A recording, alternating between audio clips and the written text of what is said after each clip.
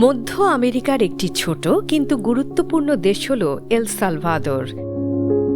এটি উত্তর আমেরিকা মহাদেশের অংশ। এর উত্তরে হন্ডুরাস, পশ্চিমে গুয়াতেমালা এবং দক্ষিণে প্রশান্ত মহাসাগর অবস্থিত। প্রায় ২১,০০০ বর্গ কিলোমিটার আয়তনের এই দেশের রাজধানী সান সালভাদোর।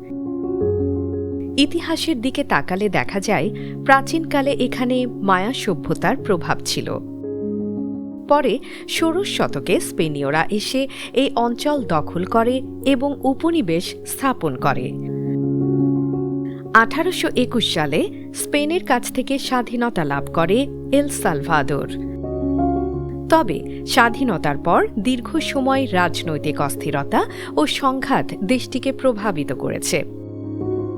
বিশেষ করে ১৯৮০ থেকে ১৯৯২ সাল পর্যন্ত দেশটিতে একটি গৃহযুদ্ধ চলে, যা হাজার হাজার মানুষের জীবন কেড়ে নেয়। এই যুদ্ধের পর ধীরে ধীরে দেশটি শান্তির পথে এগোতে শুরু করে। বর্তমানে এল সালভাদোর একটি গণতান্ত্রিক প্রজাতন্ত্র। তবে রাজনীতি ও নিরাপত্তা পরিস্থিতি নিয়ে এখনও নানা আলোচনা রয়েছে। সাম্প্রতিক সময়ে সরকার অপরাধ দমন ও অর্থনৈতিক সংস্কারে কিছু কঠোর পদক্ষেপ নিয়েছে, যা একদিকে প্রশংসিত, অন্যদিকে সমালোচিতও হয়েছে। কিসে বিখ্যাত বলতে গেলে এল সালভাদোর আগ্নেয়গিরির দেশ হিসেবে পরিচিত। এখানে অনেক সক্রিয় ও নিষ্ক্রিয় আগ্নেয়গিরি রয়েছে।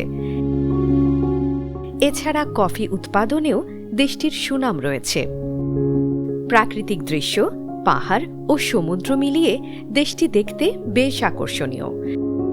নাগরিক জীবনের ক্ষেত্রে শিক্ষা ও স্বাস্থ্যসেবার কিছু উন্নতি হলেও দারিদ্র্য, কর্মসংস্থানের অভাব এবং অপরাধ সমস্যা অনেক মানুষের জন্য চ্যালেঞ্জ।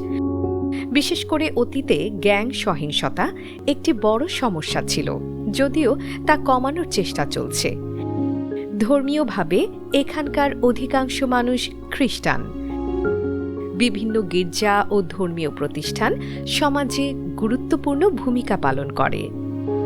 ভ্রমণ ও পর্যটনের ক্ষেত্রে এল সালভাদোর ধীরে ধীরে জনপ্রিয়তা পাচ্ছে। আগ্নেয়গিরি, সমুদ্র সৈকত এবং সার্ফিংয়ের জন্য উপযোগী ঢেউ পর্যটকদের আকর্ষণ করে। যারা নতুন ও কম পরিচিত গন্তব্যে ভ্রমণ করতে চান, তাদের জন্য এটি একটি ভালো পছন্দ হতে পারে। সব মিলিয়ে এল সালভাদোর একটি ছোট দেশ হলেও তার ইতিহাস, সংগ্রাম এবং পরিবর্তনের প্রচেষ্টা এটিকে মধ্য আমেরিকার একটি গুরুত্বপূর্ণ রাষ্ট্রে পরিণত করেছে।